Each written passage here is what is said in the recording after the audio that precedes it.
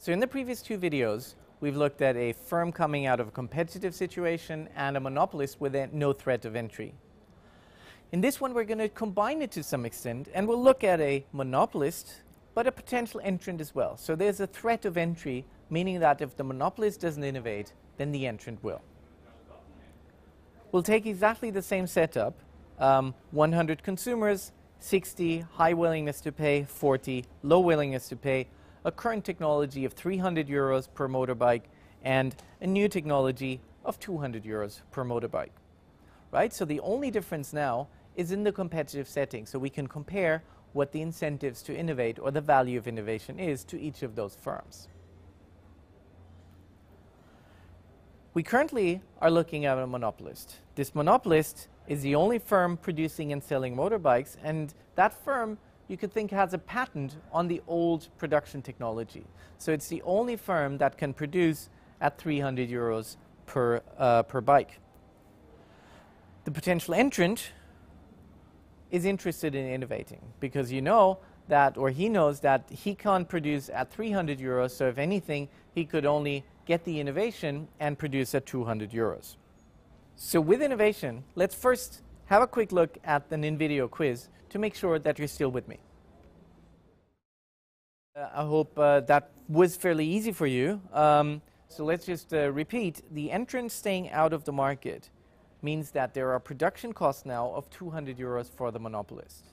The entrant plays no role here in this setting. The monopolist again faces the choice of setting a price of 500 euros and making profits of 18,000, or setting a price of 400 euros and making profits of 20,000. So therefore, the best outcome is going to be to set a price of 400 euros and making profits of 20,000. Things get a bit more tricky if we look at the case without innovation. So if the monopolist does not innovate, what's going to happen? The entrant is going to jump into the market. So the entrant entering the market could mean that the monopolist and the entrant agree on a price of 400 euros. The market then is shared equally because they both produce the same motorcycle. It's just that the entrant can produce it at 200 euros a piece and the monopolist or former monopolist can produce it at 300 a piece. So they share the market equally and sell to 50 consumers each. And there's going to be production cost of 300 euros for the monopolist who's stuck with the old technology, and of 200 euros for the entrant who more or less leapfrogged the current monopolist. We could, of course, now figure out what the profits are, first for the monopolist and then for the entrant. So the monopolist sells to 50 consumers. He sells at a price of 400 euros. And he has production cost of 300. So that means that it's going to be 50 times 100, that's his profit margin, so overall profits are going to be 5,000 euros. The profits for the entrant, again, are going to be 50 because the entrant also sells to half of the market. The price is the same, so it's again 400, but production costs are 200. So this means that he's going to sell to 50 consumers and have a profit margin of 200. So overall profits are going to be 10,000 for the entrant.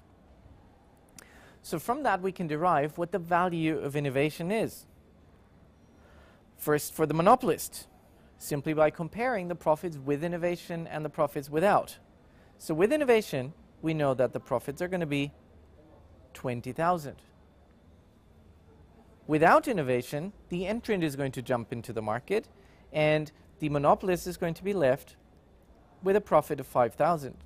So if we then take the difference between those two, that's 20,000 minus 5,000, leaves the monopolist with a value of innovation of 15,000. So how do things look for the entrant? Again, we're comparing the profits with innovation and the profits without. With innovation, of course, our profits are going to be 10,000, as we just calculated. Without innovation, our profits are going to be 0, so the difference between the two is the value of innovation for the firm who wants to enter a market that's currently occupied by a monopolist. So the interesting bit now is that we can compare the two different scenarios, monopolist with entry and a monopolist without the threat of entry. And of course, we can also include the competitive market. So the value of innovation in a competitive market is 9,900 euros. The value of innovation for a monopolist who's not threatened by an entrant is 8,000. Once he gets threatened by entry, his incentives to innovate shoot up to 15,000. And for the entrant, it's 10,000. So just looking at these numbers, we can see what we call the efficiency effect. The efficiency effect suggests that under the threat of entry, a monopolist has higher incentives to innovate than a potential entrant in the market. So 15,000 is more than 10,000. Why? Because he's interested in trying to protect his monopoly position. So this, of course, goes against what we saw previously, where the firm coming out of a competitive market had a higher incentive to innovate than the monopolist. So what is the trade-off that a monopolist is facing? He's facing a trade-off between the replacement effect and the efficiency effect. The replacement effect suggests that there is less innovation by a monopolist because he's replacing old profits with new ones. The efficiency effect suggests that there is more innovation by the monopolist because he's concerned about protecting his own monopoly position. And of course you might ask, well, when is one more realistic? When is one more strong? When is one more relevant than the other?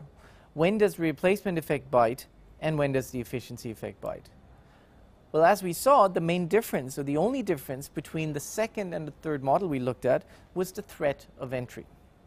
Right? So the probability of entry determines if the replacement effect or the efficiency effect is more relevant. And we can generally say that the higher the probability of entry, the more the efficiency effect is going to come into play, and the lower the probability of entry, the more the replacement effect is going to bite. So now, under the last three videos, in the last three videos, we asked under which circumstances firms would innovate the most. We started out looking at a competitive market, and we compared it to a monopolistic situation in the second video. We figured that a monopolist has fewer incentives to innovate than a firm coming out of a competitive situation. And we asked why. Well, the reason was that by innovating, the monopolist cannibalizes his own profits from the old technology. This is what we call the replacement effect, replacing old profits with new ones. In the last model we looked at, we imagined that the monopolist fears the threat of an entrant and being replaced as a monopolist. So there's now a potential innovation that would make it easy for a firm to actually enter the market.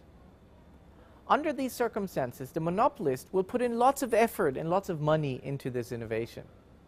This is not necessarily because he can increase profits with the innovation itself. The idea is that the monopolist can now keep the entrant out of his own market by innovating and hence securing his monopoly profits. This is what we then called the efficiency effect. So combining all this suggests that a monopolist may be more innovative in some situations, and in particular in situations where the threat of entry is particularly high. Or, to put it differently, if we wanted to maximize the innovation efforts of firms, there needs to be some degree of monopoly power to give firms a carrot of innovating, but at the same time there has to be a sufficient threat of entry which would work as a stick. So in the next couple of videos we'll move on to another set of strategic aspects of innovation. For now though, stay tuned and I'll see you very soon.